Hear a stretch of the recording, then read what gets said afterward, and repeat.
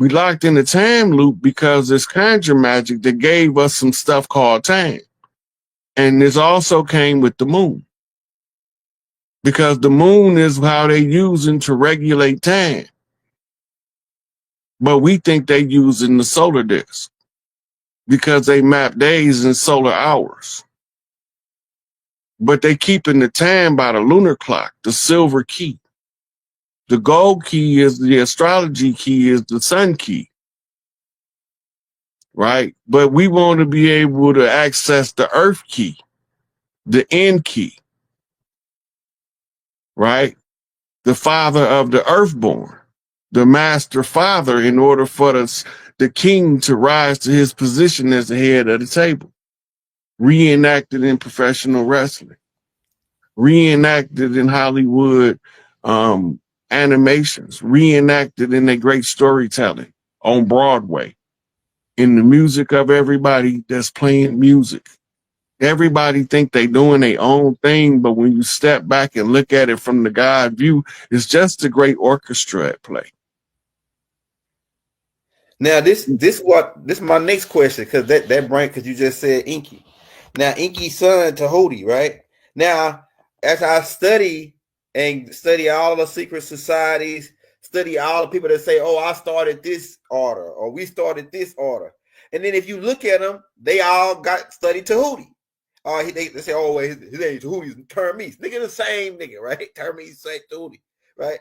So, but where did they go dark at? Because it seemed like Tahooti didn't really deal in the dark, even though he probably he had to know something about the dark.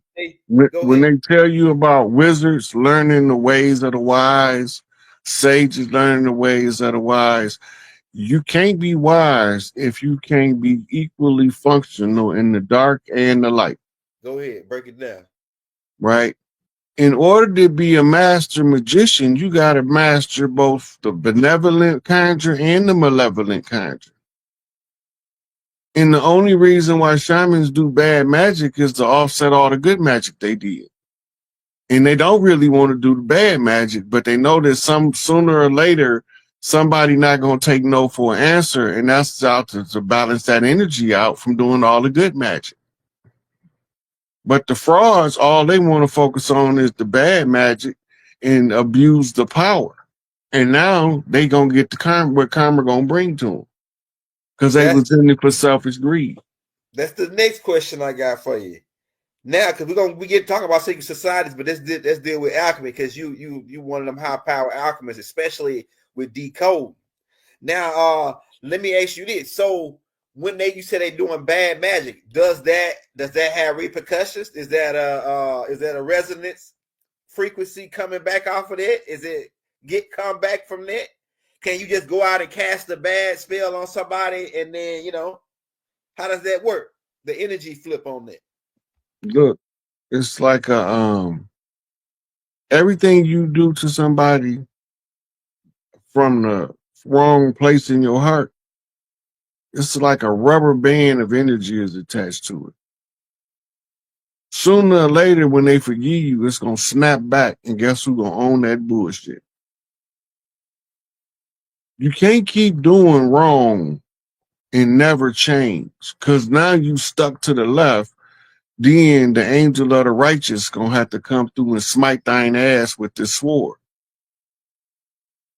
Right? So there's a time for it. The dark arts, as it's called in some places, the black root science, the law of the nine, or the science of the nine ether. Right? All of these things is pieces to a greater puzzle of unwrapping the Masonic secret of who struck Hiram. Right? In this case, it was the three conjurers that had us in the stupor. It's the Kingu spell given to us in ancient Sumer. It's the Amen spell or Amun spell given to us out of the 18th dynasty in the priest wars in Egypt. Right? And then you have your Civil War revolutionary conjure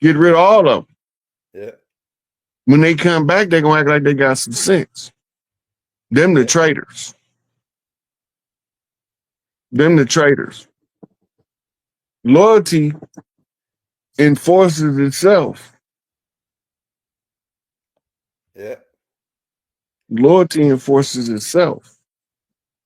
So when you catch somebody that then betrayed you and been disloyal and deceitful and trying to usher in your downfall, you within your rights to step on that motherfucking rat right where you seen crawling under your bed.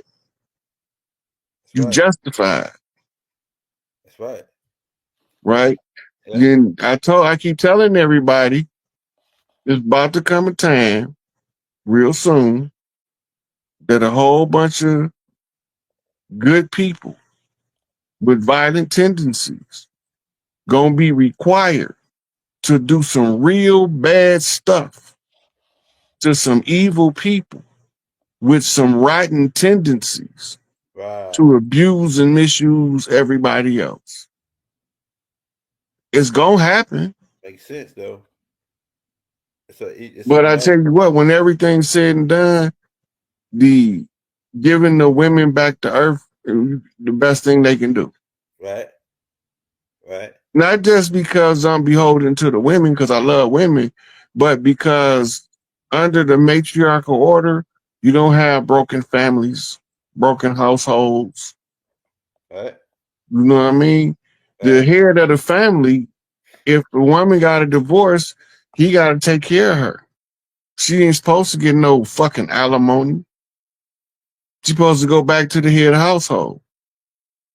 But when the family broke up, you don't have no head of household that's your tribal leader. And if you try to re-establish it, they label you as a criminal enterprise, change the name from tribe to gang, as if a gang don't mean a tribe, to accuse you of being something called a criminal. They use your culture to oppress you with it. Practice your culture, tribe up, we coming for you. It's war. All our warfare, eye for eye. 2 for 2. And that brings my next question. Now I notice when I go and study these guys, and I've been studying them all week, and I've been studying them for a long time, but this week I'm really focused on secret societies. I noticed that these guys got a certain amount of rules that they follow. Like it's certain rules that they follow that they don't break. Like if you don't got no deal with them, they really say the stuff that you be saying. People saying that, man, all the stuff Rod saying about the secret society, all that stuff, they should have been came after him by now. But they got certain rules amongst them to where, Rod don't got no deal with us. He never made an oath with us. So technically, he's just like one of those freak of natures that just can say we can't really mess with him technically because he don't got no deal with us. That type of thing. So what is your take on them following these certain types of rules and got that they real strict on their rules and the guidelines that they follow? We say code of conduct. If you can't don't have the self-discipline to follow a code of conduct, you expendable. You the crash out dummy. You the one they finna send to pull the dummy move. They gonna send you to drive down Bourbon Street shooting out the window like a damn fool. Because you can't follow the code. They gonna make you blow yourself up in your truck in front of a Trump Plaza in Las Vegas. Yeah, that makes sense. Because you won't do they bid. You won't honor their code. They was knocking for the Manchurian candidate, and he told them no. He didn't want to do nothing to Ali Carter. Leave that girl alone. She done been through enough. Y'all just mad because she exposing y'all underground network of pedophilia. Leave her alone. Y'all won't see something bad happen, do something to her. Right. And that brings me to my next question. Now, there was this dude named William Bryant and Bob Hope. You ever heard of Bob Hope? Yeah. All right, so I come to find out when I'm studying this these files, because a lot of this stuff got opened up this year. It's come to find out these guys were hypnosis for the CIA, and that a lot of the people in Hypnotist. Hollywood, yeah, hypnosis. Him, Bob, and it's another dude named William Bryan Jr. You ever heard of that dude? Let me see. Make sure That this. sounds familiar, but Yeah, I probably read about him somewhere. he the one that hypnosed the guy to take out Robert Kennedy. Mm. Because he and look, he the one that actually directed the Manchurian Candidate. Yeah, this nigga. Yeah, why? When I was going through the paper files, I almost fell out the chair. I say, man, look, this right here, I almost fell out the chair. Out of the names you mentioned, Bob Hope stick out the most because you remember he was a comedian that used to hold the USO entertainment for the troops during Vietnam and Korea War. Bro, right. Now remember the guy from the Gong Show. He was using the Gong Show, traveling the Gong Show to different places while he do hits for the CIA. Yeah, see, they got some stuff like that in the file. I just scanned through. Bob Hope name came up real thick though. Yeah, Bob Hope. Bob Hope is an anomaly. He's like a meteor in the timeline. He did a lot of shit. Yeah, from what I gathered is that these guys pretty much control Hollywood. Like you had to go through Bob Hope and this other guy. They were like the background manipulator guys. They call them programmers. That's what they call them, programmers. That's what they call Bob. They got Bob Hope listed as a programmer. And they whatever they MK Ultra program, and this dude Brian Williams, they were like handlers, and they had trigger words for certain people based on what this document was. And they even control all the writers. They even hypnosed all the writers and people that drew all the pictures for Walt Disney, right? And so all this is connected. And come to find out that right before that they built Disneyland and Disney World, the CIA stopped the construction on it so they can come in and build these underground facilities that over there. And well, you know, the whole family's been coming up missing in Disneyland for years. Yeah, that's what I'm finding out. Like it's a lot of creepy. It started to get creepy once you go down that railroad. Okay, so we gotta remember, you got different secret societies that perform different functions. Some secret societies today is actually called 501c3 nonprofits. That's right. You got the ADL and the JDL. They work for more Zionist Jews that's darker than me and you, Elder. Right, blacker than your shirt. But they use those pale faces to push their agenda as if all of the Jews got pale faces. Right. We never look at the ones Noble Drew Ali was bickering with. Right. Because we thinking that the Jews that's infiltrating us is the pale face, the Ashkenazi and the Sephardi. Yeah. The Khazarians. It's not them. They the cover story. They the cat's paw. Yeah. They the fall guy, the co-seavers, the crash dummy. The dummy they put in the car when they're gonna crash it into the wall to see what happened to it. Damn, that's cold, man. Right, because remember, this goes back to the other question too about the little Nazi group.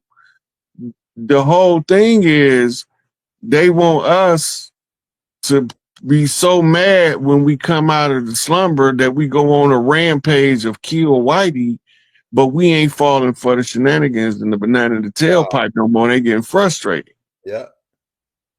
And in their chaotic, contrived events, them people probably did go down there. They probably was allegiance with some Nazi group, but they were sent down there so they could put it in the news. They got paid.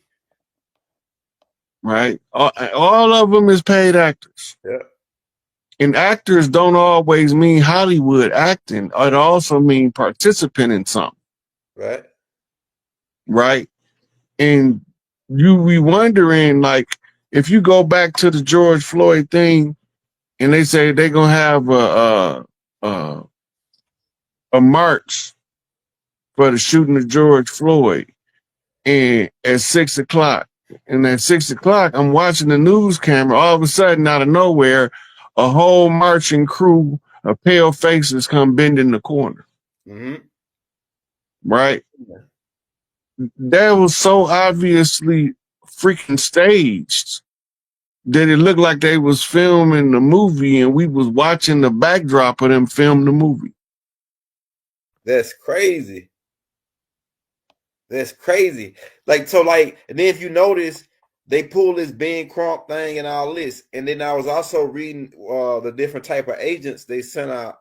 And I was like, dang, Jesse Jackson and Al Sharpton sure could fit as a description that they gave for some of they Manchurian or they mind control agents that they used against us to calm us down. The way they was describing. I'm about to put the tape out about it. Like, I had put the tape out today, but they chopped it up so bad to where it wasn't saying what they were saying no more. So I'm gonna try to do another route. But I had to tape out today where it was breaking down how they sent all these different agents in and used our own people, these to get your hand out of my pocket, people. You know, get your hand out of my pocket. Them niggas. Huh? I said, yeah, them niggas. Them niggas right there. And them the same niggas that went and told that the shots came out of the bushes when they know it came from the tower. On the fire shot tower, man. Same niggas with no towel. They said we moved out the way so they can make the shot. And you know, out of all of the civil rights activists that got assassinated, the only one that was unequivocally assassinated by a pale face on strictly racist motivations was Medgar Evers. Okay. All of the rest of them was either sabotaged by a nigga, set up by a nigga, or murdered by a nigga. One or the other. And they telling you the white man the problem. What you missing? Damn. Every time one of us figure it out and we get ready to go to Washington and collect our check, one of us murder him or set him up. Damn. So the person that shot Malcolm, I mean, was it Martin Luther King's son or his wife? Wasn't that a black Jewish guy? And his mama was sitting in the front pew at church. A Hebrew Israelite dude, looked like he batshit crazy, walked in the church to the front row and shot Martin's mama in the face. MK. Straight up Manchurian candidate. All day long. Like, I wonder why they think that we can't. Like, that's interesting, man. And then after they went, they wanted us to know their involvement in the assassination of the King family members. That's why they sent him in there. Send us a message. Yeah, that's like when they sent Vito Corleone that bulletproof vest and that fish. Yeah. Yes, it means, and everybody standing around talking about what do it mean? What do it mean? Luca Brasi sleeps with the fishes. It's a Sicilian message. Tell you, I like that's what that is. That was the message some niggas telling you. And now we over here, we full-fledged some tribal name that's no longer in the history books and we can't pronounce, calling ourselves some Hebrew Israelites. When we ain't you know they not us because their cultural background, the description of their culture is in their religious work. In their religious culture, our religious culture over here on these lands don't allow us to eat babies. Right. That's not in our spiritual best interest. Right. Over here. In their spiritual interest, it's okay for the rabbi to suck the baby dick, as long as he call it a circumcision. That's crazy. That's not part of our culture over here. That's a foreign invading influence on our culture. Yeah, the Canaanites, the Baal worship.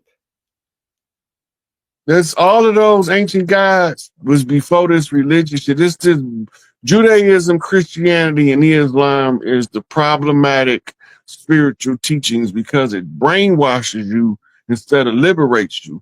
It traps you in box after box after box.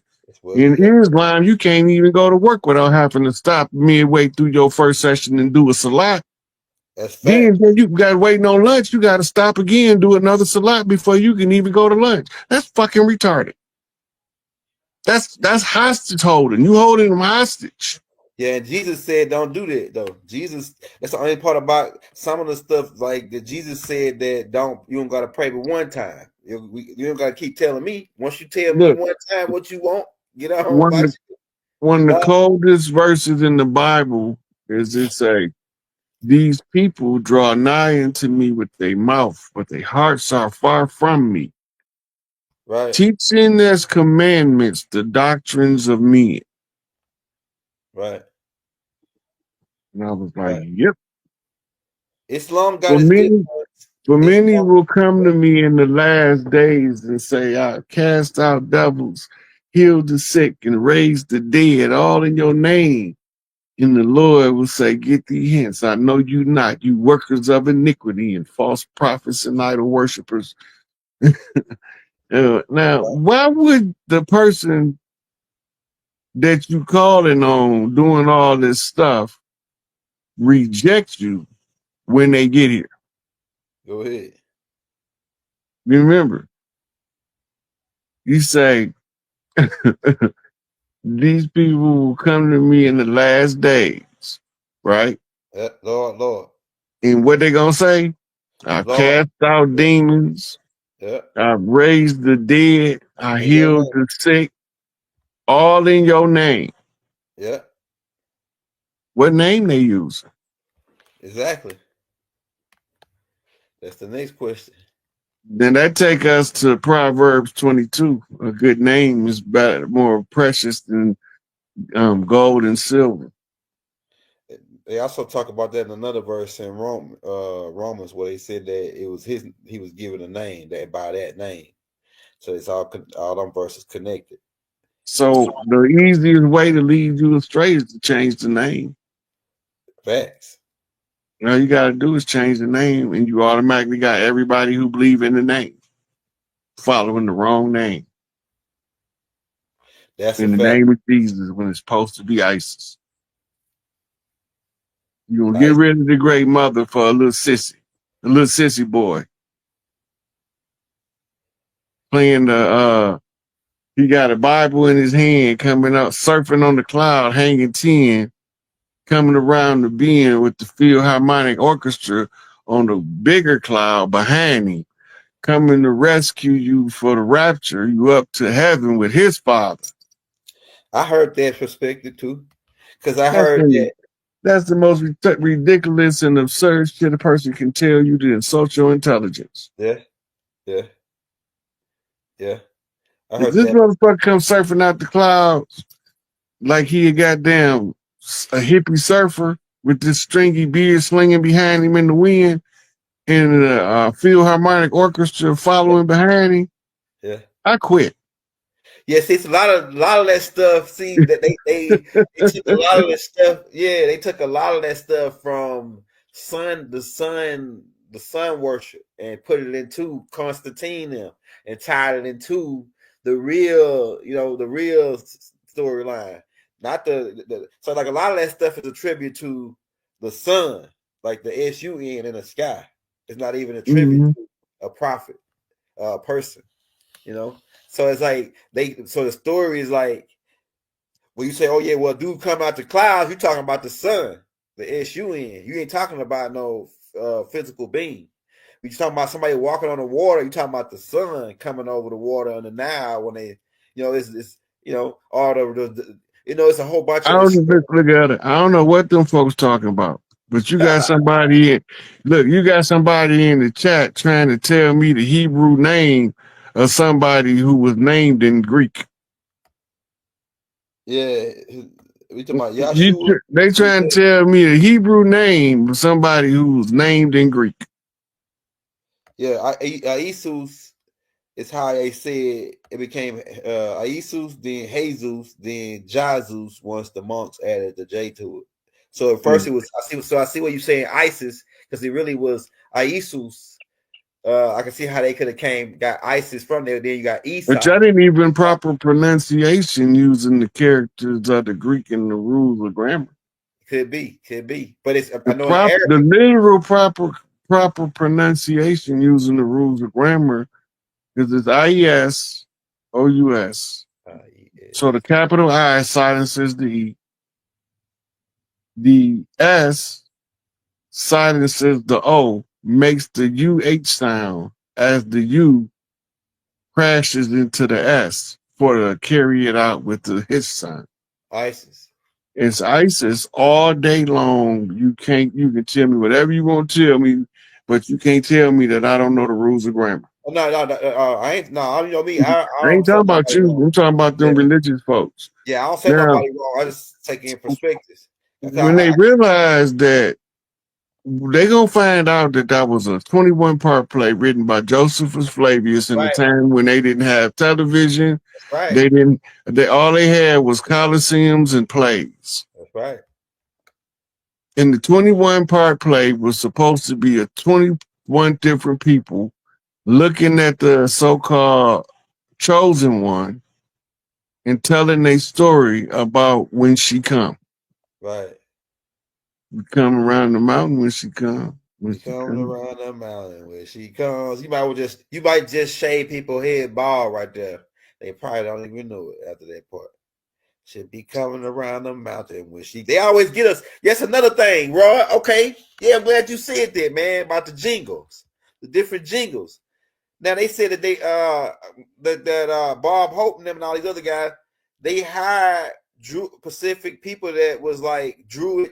They got to be a certain level trained under the Druids, and they write these jingles, like the Allison. Well, it's not just what they're looking for is a level of musical mastery. Okay.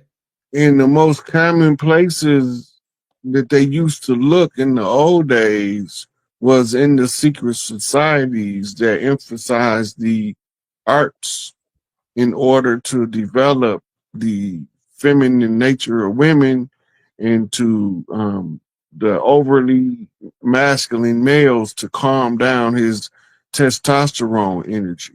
Mm-hmm. So they would use theater and ballet and song. And so when you hear about a group of these people coming out of the same secret society, it was geared to prepare them to be music writers and singers and instrument players. But then you have something that comes along and they call him a prodigy. Yep. And they can exploit him early on because his musical genius is magnetic to the ears of the people, the Pied motherfucking Piper. Just like Quincy Jones became the one of the protocol guys for their society, especially about for me, because he wrote a lot of like Fresh Prince of Bel-Air. But look, even before that though, Quincy didn't come to fame doing jazz R&B. He came to musical prominence doing movie scores. Okay, go ahead. I know that. Doing the movie scores, he was able to access a higher bracket of Hollywood integrity than anybody before him. You got to remember, Ray Charles was taking the blues into orchestra. Go ahead. Yep. Right. It's the same with Barry White. They was using the orchestra principles as their foundation for developing new and compelling music. Yeah, classical, mixing classical. Right. And we already know that Barry White flat out told you he was a self-made god. Right. Straight up. Right. And in order for him to reach that level of mastery, you got to put in the practice and the work. Yeah, that dude can play any instrument. He can write a whole fucking orchestra. Like he's a maestro, for real. Like the real maestro. You know what I'm saying? They didn't call him that for no reason. Right. You look at the Motown machine and the writers in there, Hayoka High Priest, Smokey Robinson was a prime writer. Right. right? And they drew other people in, but they was all centered around the writings of Smokey Robinson. He a full-fledged Hyoka high priest all day long. Right. Right. That's why he can tell you he proud to be black, but he ain't no goddamn African because he know who they are. Right. Right. And people be like, oh, he just don't like himself because he don't want to be black. No, he understand beyond the veil. Mm-hmm. Mm-hmm. Mm-hmm. Right. He tell you how to read the tears of a clown. Now, for our okay, let's just say this. Okay, so we got like people like Oprah Winfrey. You know, we know for sure she's a part of some kind of high rank. Or ain't no way you get a. She's a Delta. She's a Delta from a college fraternity. Okay. She's pledged Delta. Okay, Delta. Okay. And So then she dipped by the boule. Okay, the boule. Okay, I can see that. And usually I always had a Jew. They always say they got a Jewish handler, but they never mention them. It might be some dark black haired guy popping them. You know what I'm saying? They got a Jewish handler in the background. Like I always know, like they said that Oprah Winfrey, when you go chase her back, you find out it's a Jewish guy. That's her handler. All these billionaires, every billionaire, it's always some kind of. They'll never show the guy. They just say, "Oh, it's a Jewish guy." That she's close and good. Okay, good. then you got to look at why that is. There's more than one reason why that is. Go ahead. Historically, the best people in the American legalese system have been classified as Jews. That's facts.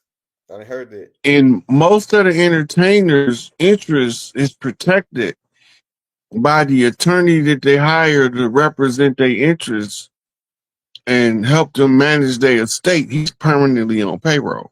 Right. So it's a lawyer that got a permanent check coming. He only got to look at your stuff a couple times a year, make sure you ain't fucking up. But he can still practice law somewhere else on somebody else's case. Right. So how many people does it take for him to get massively paid? Then they have a network of brotherhood, an organization where they sit around and they make sure everybody got a client. Right. Right. These people became known as handlers because they handled them people's money. Right. And some of the handlers, when you go back to the 50s and 60s, would have total control of the artist's money. And if they decided to walk away, they could take all of their wealth with them, as has been done, without consequence, because the artist was signed to them as a representative. Like Jerry Heller. Mm-hmm. Jerry Heller, Easy E them, you know, with the you know how that went down. Yeah. Yeah. Yeah, hey, Jerry Heller. That was the Jerry Heller walked into them goddamn suits and bow ties.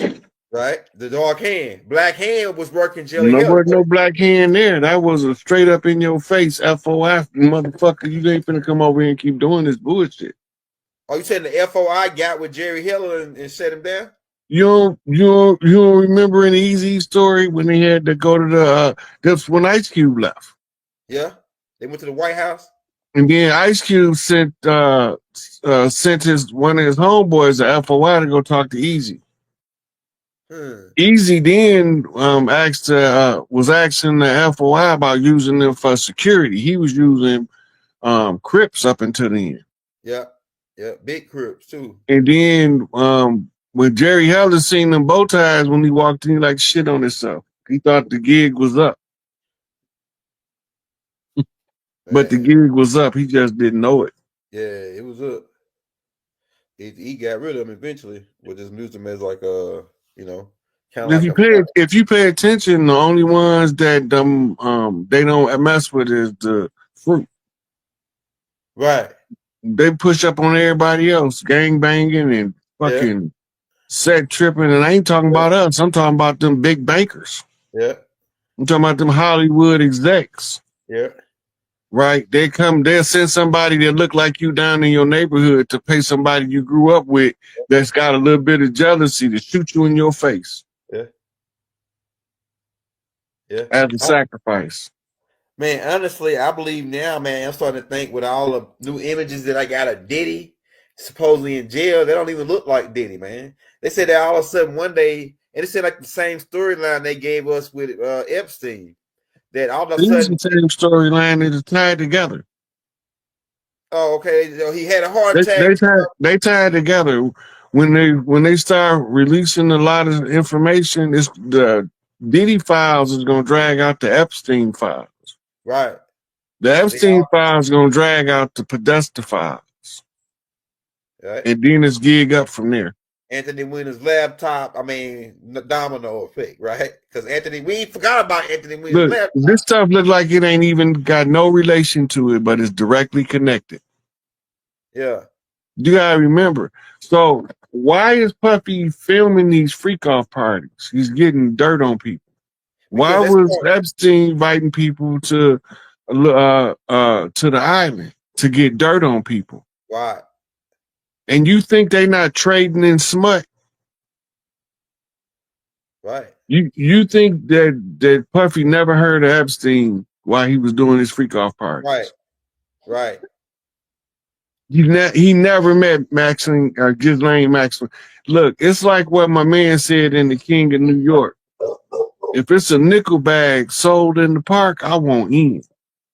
Them human traffickers is more territorial than drug dealers. Yeah. They need to control as much of the operation as possible. Let somebody from the outside bring too much heat. Man, then they all got to get their children from somewhere. Yeah, that's right. And while they getting these babies, they getting them through child protective service agencies, third world relief project agencies. Right? They buying them directly off the carts on the Evergreen tankers. Right. You know, they bidding and auctioning them off like meat, disguising them as furniture on Wayfair and Walmart websites. Yeah. You know, I did analogies on Diddy's, like a psychological analogies. And a lot of stuff I found out that I didn't know that may tie in. Okay. So his dad was a driver for Frank Lucas. His dad's name was Melvin Combs, I think that was his name. He was a driver for Frank. Turned out he ended up, I think he ended up snitching on somebody and they put him out of business. Okay. So Diddy could go connects back with Bumpy and Frank Lucas and all of them, right? So Diddy, to me, it seemed like the Diddy would have that type of that mafia type mentality, you know, get some dirt on a guy. He come from that type of background, have some on the guy, you know, and then you can use that as leverage, you know. So I think that a lot of the people in the industry was happy when Diddy went down because he was starting half of them. He probably was starting Ursha, everybody that he got videos on. Like, look, if I got a video on you getting hit up the butt, and I say, look, man, you got to come up with 10,000 or some area, you know, month or so, or else this video going out of, you know, Brian Papa ripping your behind wide open. And you gonna pay that 10 grand if you Meek Mills or somebody like that. If you somebody that's out here, you know, going around, I'm a Crip, you know, I'm riding the 6'4", I'm a Crip blood from the West Coast. But then Diddy got you on tape, and somebody opening up your can. How is they gotta look for your gangster? You know, I'm a thug. This masculine. There's a whole bunch of download niggas that's gangster. Go ahead. Don't let that fool you. Look, if some of them gangsters go out and kill 10 people and come back and bend over and want you to put something in them. Don't you bleed for a minute because they gangster, they don't mess around. Right. That's why niggas get raped in penitentiary, because you got fags in the penitentiary raping niggas. And they normally pick on the weak. Then you find people like me, you find all these little characters running up to you that you don't know from Iraq and Iraq seeking help to protect them from some predatory, twisted-minded individual gangster. Right. Called himself a gangster. He hardcore. He was getting them in the streets. He was flipping 3 birds a week in here chasing boy booty. in the jail. He's a booty chase. And then look, that's what I think, man. Based on my analogies, like I said, Diddy, like he come from that type of background where he can extort the extortion, that extortion, that type of energy. So Look, the Diddy situation is bigger than what y'all think. Go ahead. Everybody just looking at his depraved events and all that. So far, they haven't really mentioned no real criminal activity with evidence. Listen what I'm saying. They've introduced allegations. Yeah. But we haven't seen any evidence to support the allegations. They say they got it on tape. We ain't seen no leaked footage. Right? We seen leaked footage of the snowman raping that little girl on Lolita Express and the other one on the beach. Yeah. On the island. Those leaked back in the day. Yeah. Right? Long before we even heard of Epstein, those leaked. Right. So it ain't no secret about what Bill Clinton was doing. He on video. Right? And everybody that was doing the dirt is on video, and everybody that wasn't involved in no dirt, they could be on camera, but they ain't on camera doing no dirt. Somebody had to lay eyes on that bullshit. Right. So what you said